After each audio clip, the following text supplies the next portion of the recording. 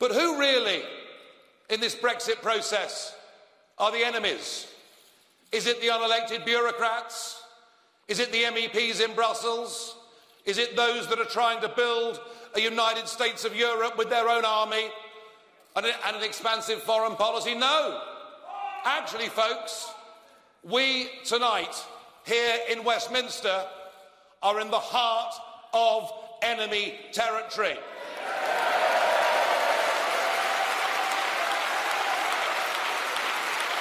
Couldn't really be clearer, could it?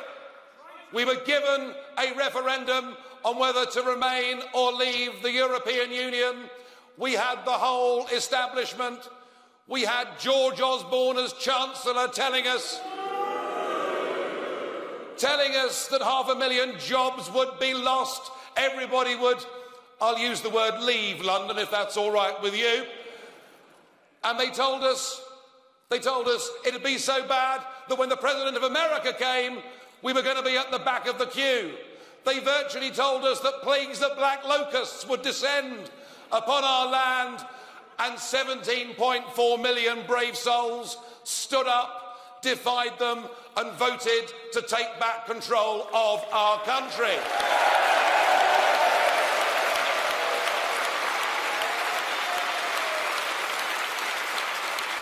Despite the fact we have this piece of law that says we will leave on WTO terms, and sure, no deal, no problem, the difficulty is our political class do not believe in Britain.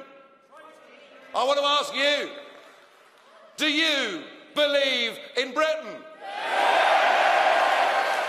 Well, I'm pleased to hear it, because we have finished up, I'm afraid, with a failed negotiation, with a withdrawal agreement that in the end looked more like a surrender document of a country that had been beaten at war and quite rightly was voted down by the House of Commons the other evening. But now, in a desperate attempt, the Prime Minister wants to try and get her Brexit in name only through, and she's now engaged on a cross-party debate, attempting to achieve consensus with a group of parties who are all Remainers. The only person that didn't turn up, of course, was Jeremy Corbyn, which is odd. Well, he's perfectly happy to meet Hamas, isn't he?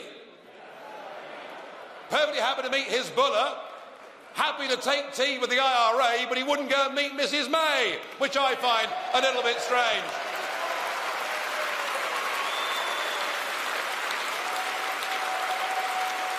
If they extend Article 50 and we're forced to fight the next set of European elections, I will be fighting them. Make no doubt about that.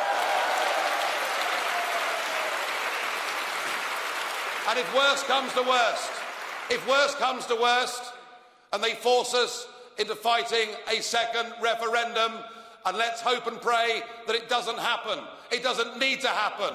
We've had the people's vote already, but let us prepare, let us organise, and I urge all of you to help us in this great campaign. In fact, the better organised they believe we are, the less likely they are to call that second referendum. I hope it's not needed, but I'm pessimistic, and I believe that it may. And I'll tell you, as I said in the video, if I have to fight again against this lot, then believe me, next time, as far as I'm concerned, it's no more Mr. Nice Guy. Thank you. I'll get that little piece of dandruff for